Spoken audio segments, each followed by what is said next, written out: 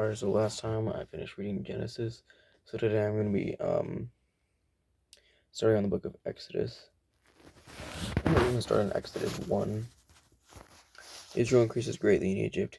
There are the names of the sons of Israel who came to Egypt with Jacob, each with his household: Reuben, Simeon, Levi, Judah, Issachar, Zebulun, and Benjamin, Dan, and Naphtali, Gad, and Asher. All the descendants of Jacob were 70 persons. Joseph was already in Egypt. Then Joseph died, and all his brothers, and all that generation. But the people of Israel were fruitful and increased greatly. They multiplied and grew exceedingly strong, so that the land was filled with them.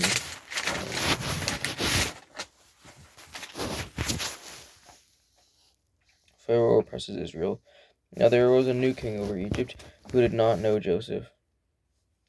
And he said to his people, "Behold, the people of Israel are too many and too mighty for us. Come, let us deal shrewdly with them, lest they multiply, and if war breaks out, they join our enemies and fight against us and escape from the land." Therefore they set taskmasters over them to afflict them with heavy burdens. They built for Pharaoh's store cities, Pithom and Ramses. But the more they were oppressed, the more they multiplied, and the more they spread abroad. And the Egyptians were in dread of the people of Israel, so they ruthlessly made the people of Israel work as slaves. They made their lives bitter with hard service in mortar and brick, and in all their kinds of work in the field. And all their work they ruthlessly made made them work as slaves. Then the king of Egypt said to the Hebrew midwives, one of whom was named Shiphrah, and the other Puah, "When you serve as midwife to Hebrew women, and see them on a birth stool, it is the son. If it is the son, you shall kill him, but if it is the daughter, she shall live." But the midwives feared God and did not do as the king of Egypt commanded them, but let the male children live. So the king of Egypt called the midwives and said to them, "Why have you done this, and let the male children live?" The midwives said to Pharaoh, "Because the Hebrew women are not like the Egyptian women, for they are vigorous and give birth before the midwife comes to them." So God dealt with the midwives, and the people multiplied and grew very strong. And because the midwives feared God, he gave them families. Then Pharaoh commanded all his people, "Every son that is born to the Hebrews you shall cast into the Nile, but you shall let every daughter live." The birth of Moses. Now a man from the house of Levi went and took as his wife a Levite woman. The woman conceived and bore a son, and when she saw that he was a fine child, she hid him for 3 months. When she could make him no longer, when she could hide him no longer, she took for him a basket made of bulrushes and daubed it with bitumen and pitch. She put the child in it and placed it among the reeds by the river bank. And his sisters stood at a distance to know what would be done to him. Now the daughter of Pharaoh came down to bathe at the river. While her young men walked beside the river, she saw the basket among the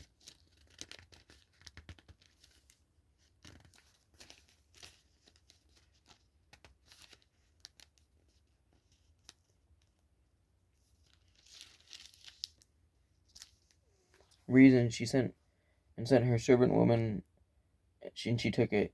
When she opened it, she saw the child, and behold, the baby was crying. She took pity on him and said, "This is one of the Hebrews' children." Then his sister said to the Pharaoh's daughter, "Shall I go and call you a nurse from the Hebrew women to nurse the child for you?" And Pharaoh's daughter said to her, "Go."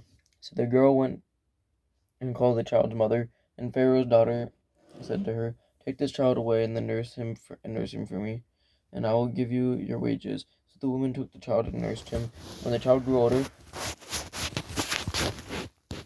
she brought him to Pharaoh's daughter, and he became her son.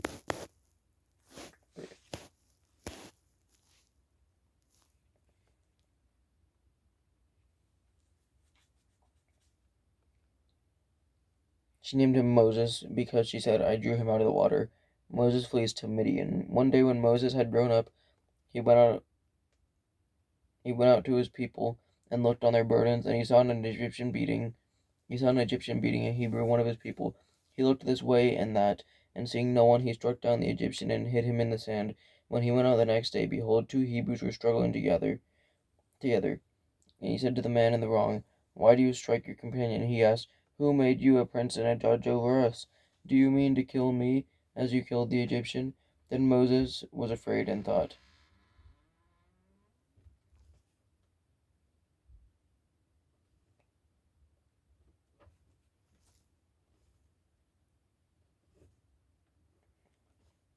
"What?" Um,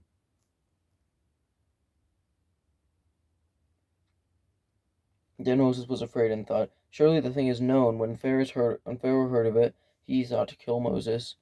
But Moses fled from the Pharaoh and stayed in the land of Midian, and he sat down by a well. Now the priest of Midian had 7 daughters, and they came and drew water and filled the troughs to water their father's flock. The shepherds came and drove them away, but Moses stood up and saved them and watered their flock. When I came home to Father Reuel, he said, "How is it that you have come home so soon today?" They said, "An Egyptian delivered us out of the hand of the shepherds, and even drew water for us and watered the flock." He said to his daughters, "Where is he? Then where is he? Why have you left the man? Call him, that he may eat bread." And Moses was content to dwell with the man, and he gave Moses his daughter Zipporah. She gave birth to a son, and she called his name Gershom, for he said, "I have seen a sojourner in a foreign land." For he said, "I have seen a sojourner in a foreign land." God hears Israel's groaning. And during those many days the king of Egypt died, and the people of Israel groaned because of their slavery and cried out for help. Their cry for rescue from slavery came up to God, and God heard their groaning. And God remembered his covenant with Abraham, with Isaac, and with Jacob. And God saw the people of Israel, and God knew.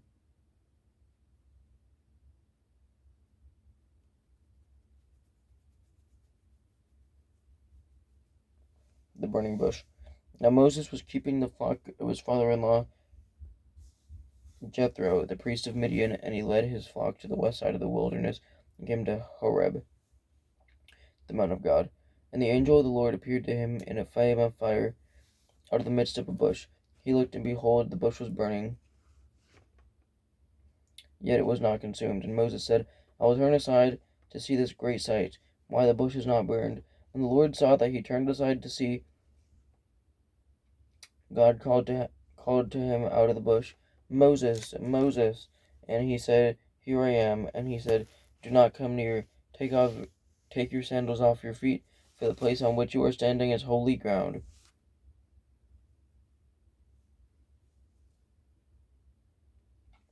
And he said, "I am the God of your father, the God of Abraham, the God of Isaac, the God of Jacob."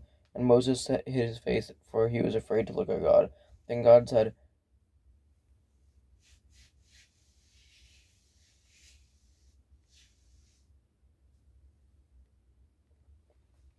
yeah, then the Lord said, "I have surely seen the affliction of my people who are in Egypt, and have heard their cry because of their taskmasters. I know their sufferings, and I have come down to deliver them out of the hand of the Egyptians, and to bring them up out of the land to a good and broad land, a land flowing with milk and honey, to the place of the Canaanites and the Hittites and the Amorites, the Perizzites, the Hivites, and the Jebusites. And now behold, the cry of the people of Israel has come to me. And I have also seen the oppression with which the Egyptians oppress them. Come, I will send you to Pharaoh, that you may bring my people, the children of Israel, out of Egypt."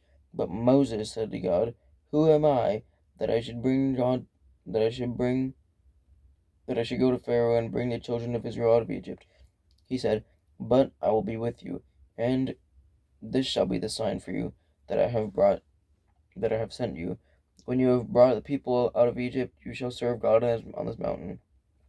Then Moses said to God, "If I come to the people of Israel and say to them, 'The God of your fathers has sent me to you,' and they ask, 'What is his name?'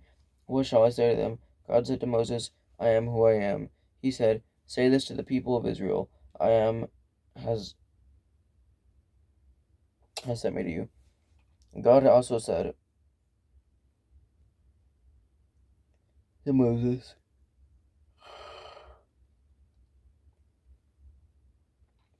"Say this to the people of Israel, 'The Lord, the God of your fathers, the God of Abraham, the God of Isaac, and the God of Jacob has sent me to you.'" This This is my name forever, and thus I am to be remembered throughout all generations. Go and gather the elders of Israel together, and say to them, The Lord, the God of your fathers, the God of Abraham, of Isaac, and of Jacob, has appeared to me, saying, I have observed you and what has been done to you in Egypt, and I promise that I will bring you up out of the affliction of Egypt to the land of the Canaanites, the Hittites, and the Amorites, and the Perizzites, the Hivites, and the Jebusites, a land flowing with milk and honey, and they will listen to your voice, and you and the king of elders and the elders of Israel shall go to the king of Egypt and say to him, The Lord,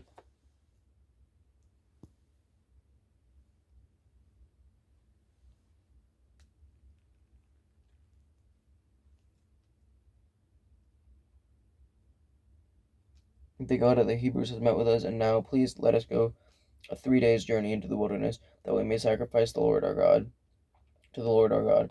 But I know that the king of Egypt will not let you go unless compelled by a mighty hand. So I will stretch out my hand and strike Egypt with all the wonders that I will do in it. After that he will let you go, and I will give this people favor in the sight of the Egyptians. And when you go, you shall not go empty, but each woman shall ask of her neighbor, any woman who lives in her house, for silver and gold jewelry, and for clothing. You shall put them on your sons and daughters, so you shall plunder the Egyptians.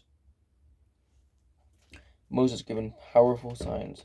Then Moses answered, But behold, they will not believe me or listen to my voice, for they will say, The Lord did not appear to you. The Lord said to him, What is that in your hand? He said, A staff. And he said, Throw it on the ground. So he threw it on the ground, and it became a serpent, and Moses ran from it. But the Lord said to Moses, Put out your hand and catch it by the tail. So he put out his hand and caught it, and it became a staff in his hand, that they may believe that the Lord, the God of their fathers, the God of Abraham, the God of Isaac, the God of Jacob, has appeared to you again. The Lord said to him, Put your hand inside your cloak.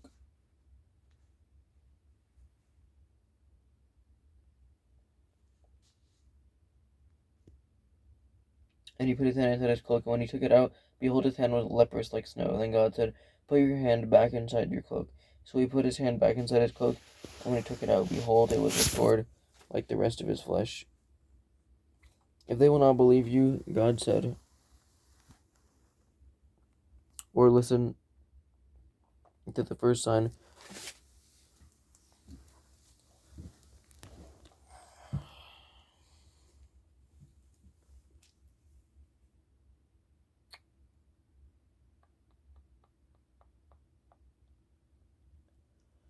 they may believe the letter sign.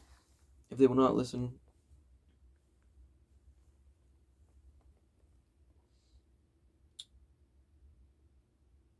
if they will not believe even these two signs or listen to your voice, you shall take some water from the Nile and pour it on the dry ground, and the water that you shall take from the Nile will become blood on the ground. But Moses said to the Lord, O my Lord, I am not eloquent, either in my past or since you have spoken to your servant, but I am slow of speech and of tongue. And the Lord said to him, Who has made man's mouth? Who makes him mute or deaf or seeing or blind? It is not I, the Lord. Now therefore go, and I will be with your mouth.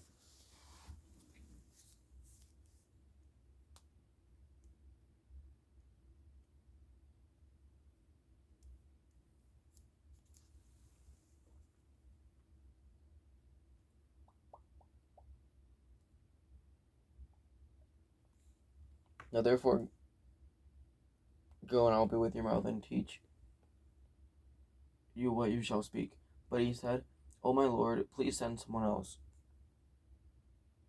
Then the anger of the Lord was kindled against Moses, and he said, Is there not Aaron, your brother the Levite? I know that he can speak well. Behold, he is coming out to meet you, and when he sees you, he will be glad in his heart. You shall speak to him and put the words in his mouth, and I will be with your mouth and with his mouth, and will teach you both what to do. He shall speak for you to the people, and He shall be your mouth, and you shall be as God to him, and take in your hand this staff, with which you shall do the signs. Moses returns to Egypt. Moses went back to Jethro, his father-in-law, and said to him, "Please let me go back to my brothers in Egypt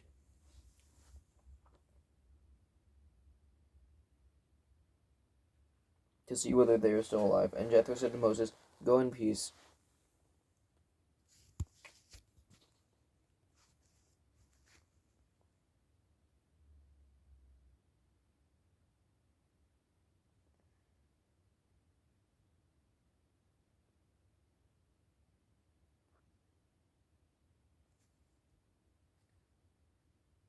I'm trying to figure out where I left off.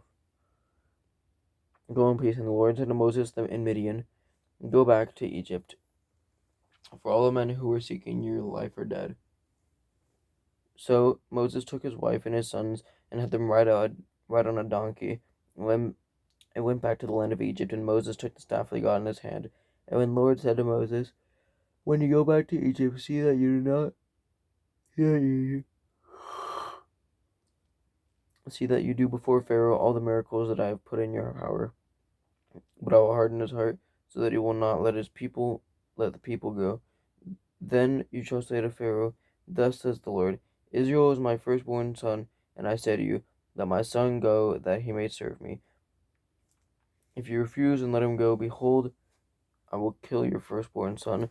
At a lodging place on the way, the Lord met him and sought to put him to death. Then Zipporah took a flint and cut off her son's foreskin, and touched Moses' feet with it, and said, 'Surely you are a bridegroom of blood to me.' So he let him alone, and it was then that she said, 'A bridegroom of blood,' because of the circumcision. Then the Lord said to Aaron, 'Go into the wilderness and meet Moses.' And so he went and met him at the mountain of God and kissed him. And Moses told Aaron all the words of the Lord with which he had sent him to speak, and all the signs that he commanded him to do. Then Moses and Aaron went and gathered together all the elders of the people of Israel. Aaron spoke all the words that the Lord had spoken to Moses, and did the signs in the sight of the people. And when the people believed, when they heard that the Lord had visited the people of Israel, and that he had seen their affliction, they bowed their heads and worshipped.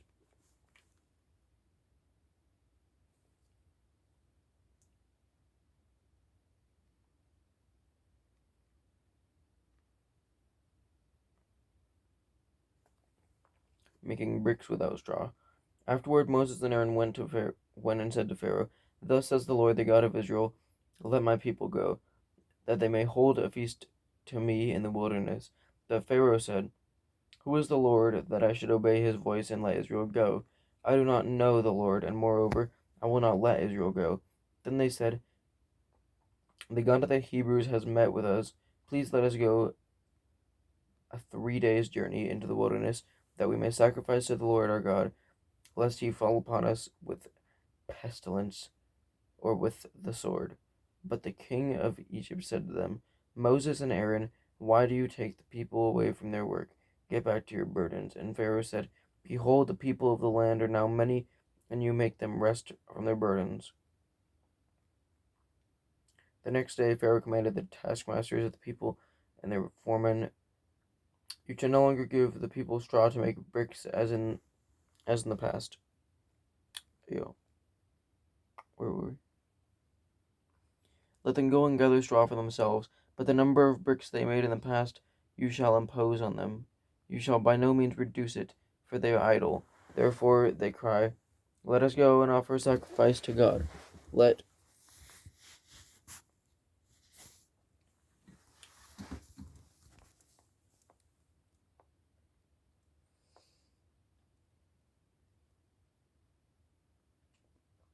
heavier work be laid on the men, that they may labor at it and pay no regard to lying words.' So the taskmasters and the foremen of the people went out and said to the people, 'Thus says Pharaoh, I will not give you straw. Go and get your straw yourselves, wherever you can find it, but your work will not be reduced in the least.' So the people were scattered throughout all the land of Egypt to gather stubble for straw. The taskmasters were urgent, saying, "Complete your work, the daily task each day, your daily task each day, and when there was straw, as when there was straw."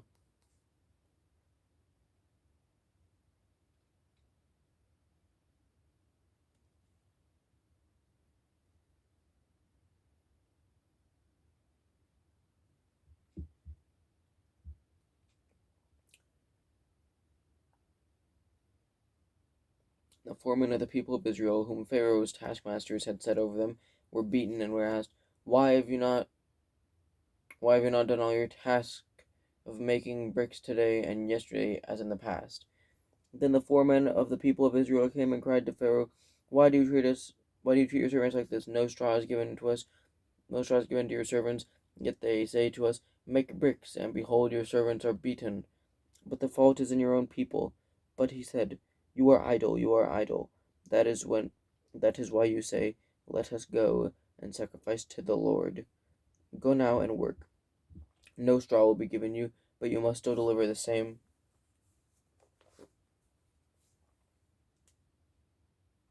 number of bricks. The foremen of the people of Israel saw that they were in trouble when they said, You shall by no means reduce your number of bricks.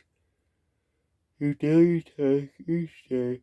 They met Moses and Aaron, who were waiting for them, as they came out from Pharaoh, and they said to them, The Lord look on you and judge, because you have made us stink in the sight of Pharaoh